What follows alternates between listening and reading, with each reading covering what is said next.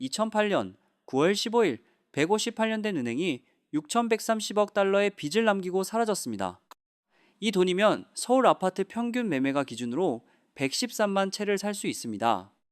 113만 가구가 하루아침에 집을 잃는 규모입니다. 그런데 이 은행 하나가 무너지자 지구 반대편 서울의 주식시장이 반토막 났습니다. 여러분, 혹시 이런 생각 해보신 적 있으십니까? 미국에서 집 한 채 못 갚은 사람 때문에 내 퇴직연금이 줄어들 수 있다는 것을. 기록 속으로 직접 들어가 보겠습니다. 버즈, 출발합니다. 오늘은 2008년의 기록 속으로 들어갑니다. 두 가지를 확인합니다. 어떻게 한 나라의 집값 거품이 전 세계 경제를 멈춰 세웠는지, 그때 세워진 규칙이 지금 우리 돈을 어떻게 지키고 있는지. 이야기는 2000년대 초반 미국으로 거슬러 올라갑니다. 2000년 닷컴 버블이 터졌습니다. 2001년 9.11 테러가 일어났습니다. 경기가 가라앉아 연방준비제도는 금리를 계속 내렸습니다.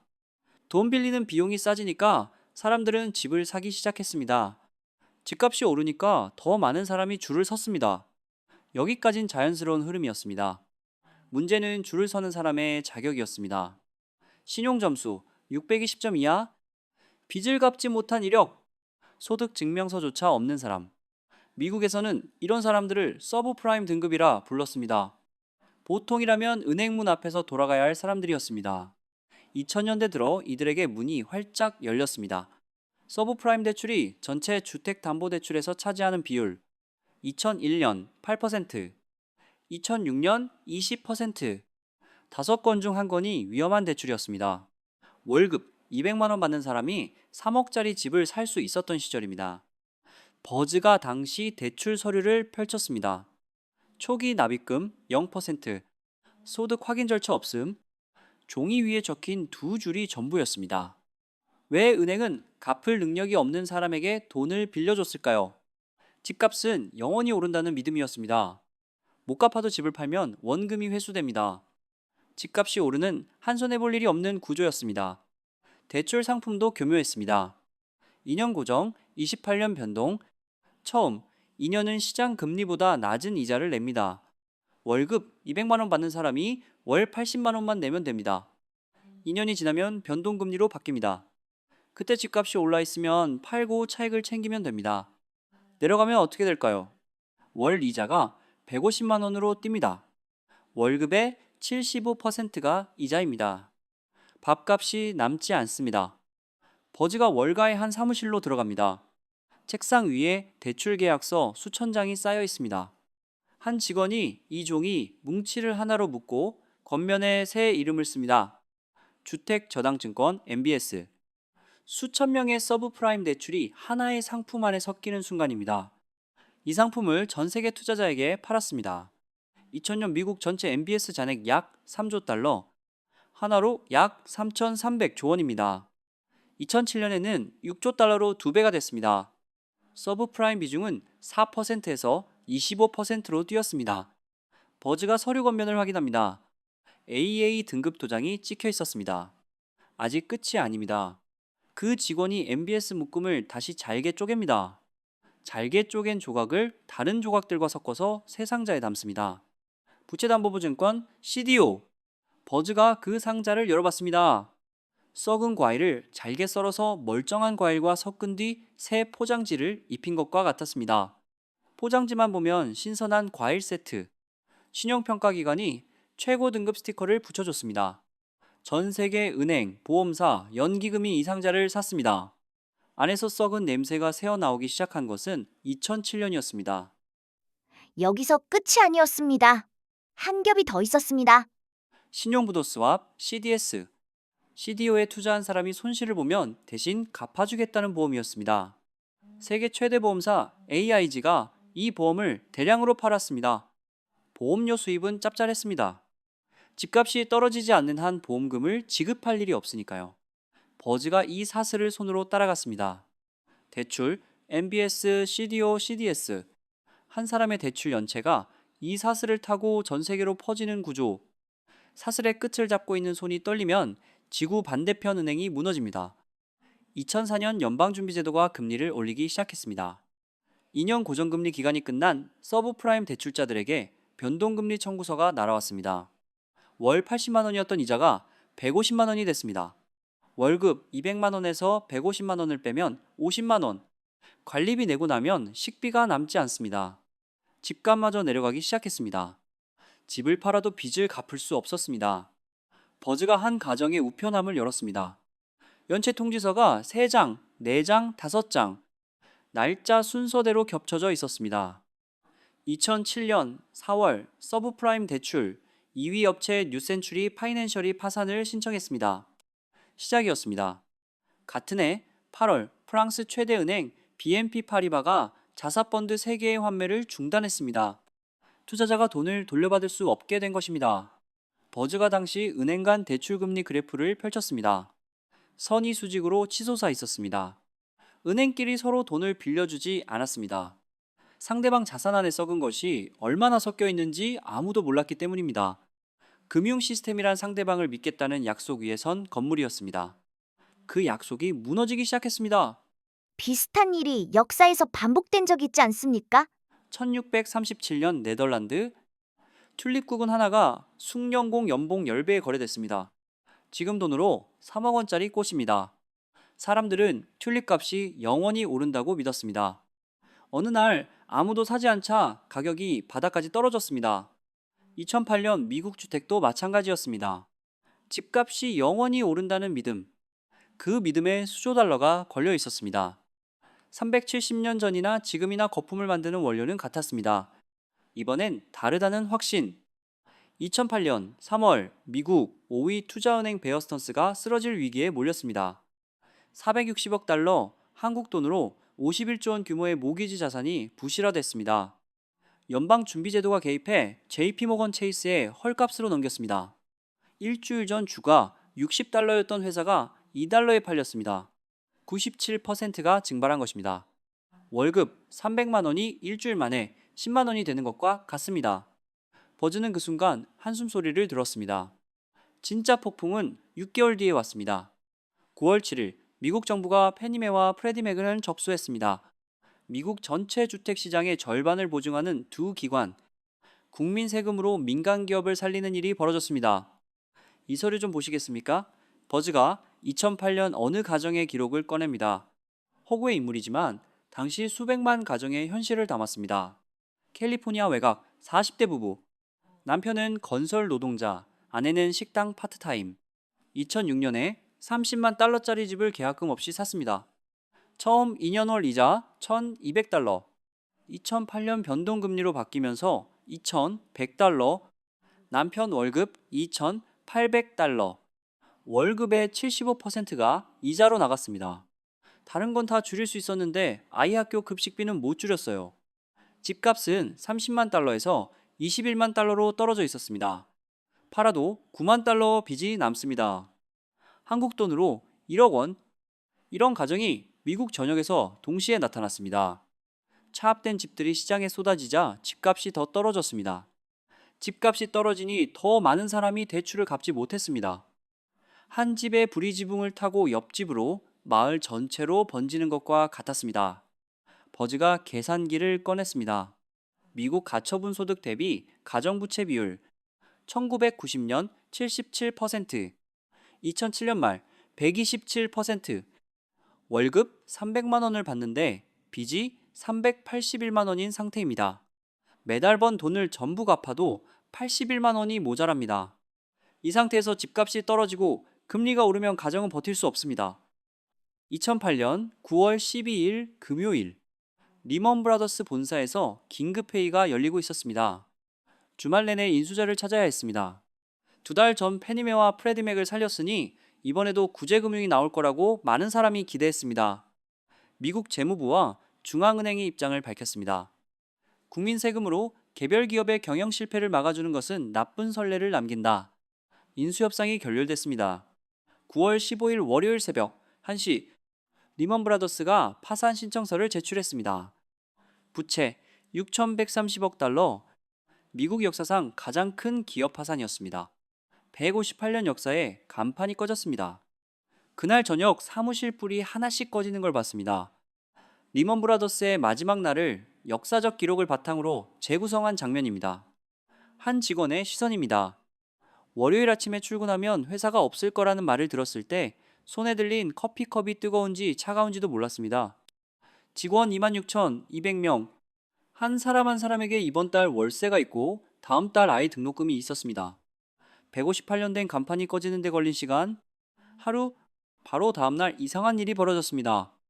9월 16일 연방준비제도가 AIG에 850억 달러를 긴급 투입했습니다. 한국 돈으로 94조 원. 하루 전에 리먼은 죽게 놔뒀으면서 AIG는 살렸습니다. 같은 주에 한 회사는 파산시키고 한 회사는 구했습니다. 왜 이런 차이가 생긴 겁니까? AIG는 CDS를 대량으로 팔아서 전 세계 금융기관과 거미줄처럼 연결되어 있었습니다. AIG가 무너지면 그 보험금을 받아야 할 은행들이 연쇄적으로 쓰러집니다. 리먼은 투자은행이었고 AIG는 금융 시스템 자체의 접착제였습니다. 경영을 잘못한 기업을 국민 세금으로 살려주는 것, 이것이 대마불사의 현실이었습니다. 그렇다면 대마불사의 기준은 누가 정하는 겁니까? 2008년 당시에는 명확한 기준이 없었습니다. 주말 동안의 긴급회의와 전화통화로 결정됐습니다. 한 회사의 생사가 주말 48시간에 달렸습니다. 26,200명 직원의 내일이 전화 한 통에 달렸습니다. 리먼 파산과 AIG 구제, 같은 위기, 같은 주, 정반대의 결정. 차이는 연결성이었습니다. 리먼 파산 소식이 전해지자 세계 증시가 동시에 무너졌습니다.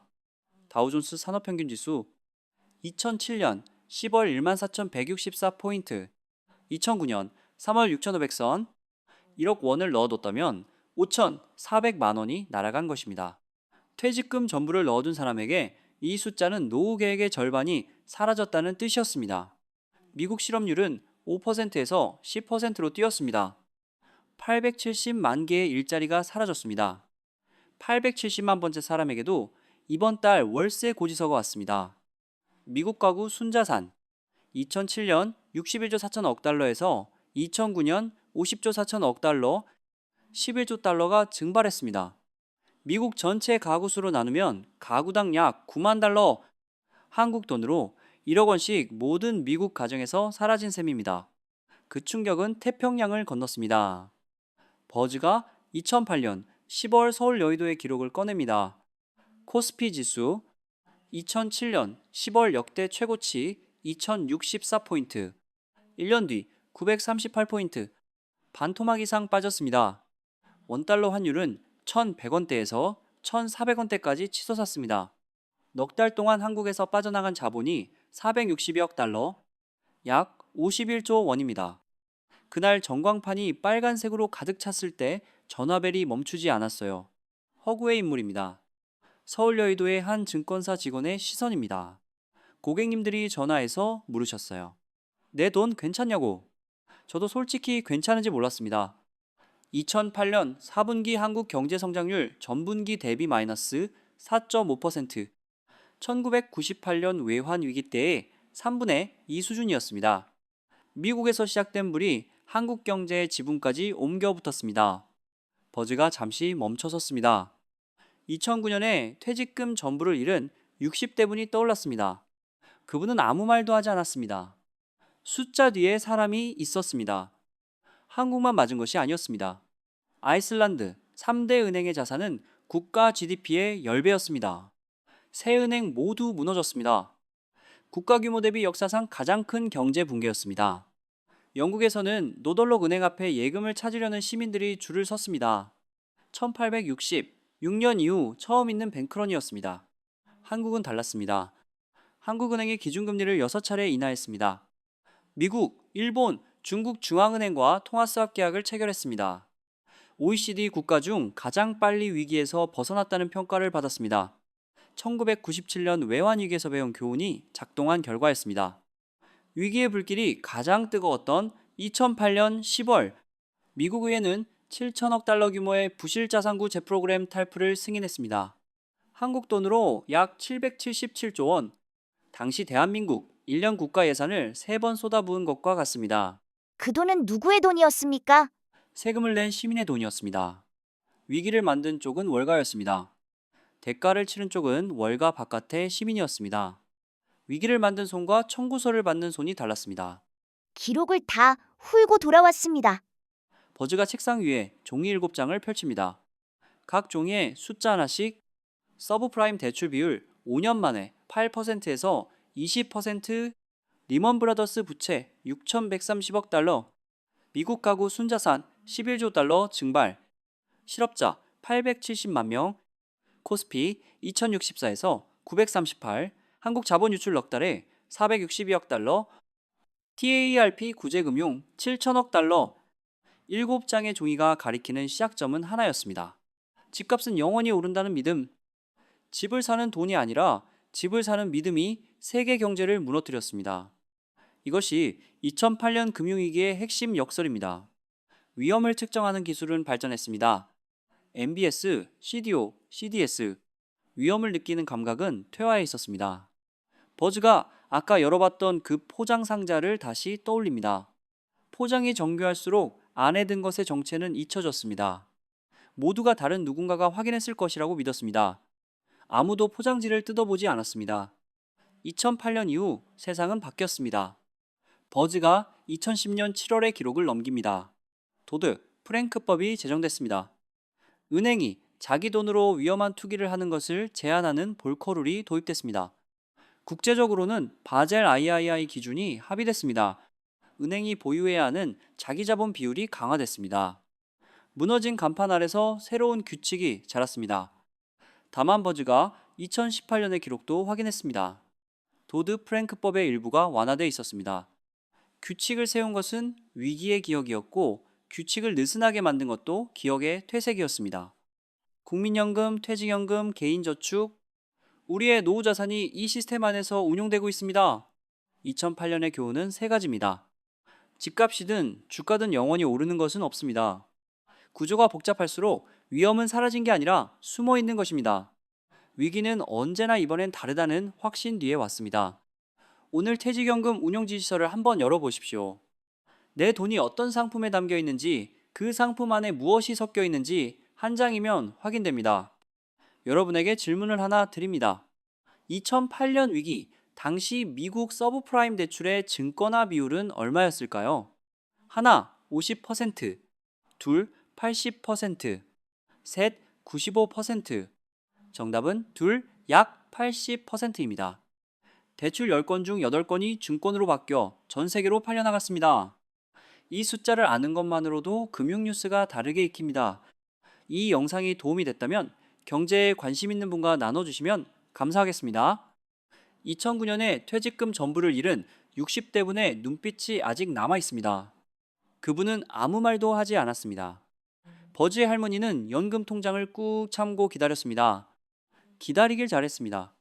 370년 전 튤립도 2008년 미국 집값도 오르기만 하는 것은 없었습니다. 믿음에도 만기가 있습니다. 꺼진 간판 아래서 새로운 규칙이 자라고 있었습니다. 그 규칙은 기억이 만들었습니다. 기억이 흐려지면 규칙도 흐려집니다. 오늘 이 영상을 본 여러분의 기억은 아직 선명합니다. 그 선명함이 여러분의 돈을 지키는 첫 번째 규칙입니다. 여러분의 경제 꿀단지가 조금 더 채워졌길 바랍니다.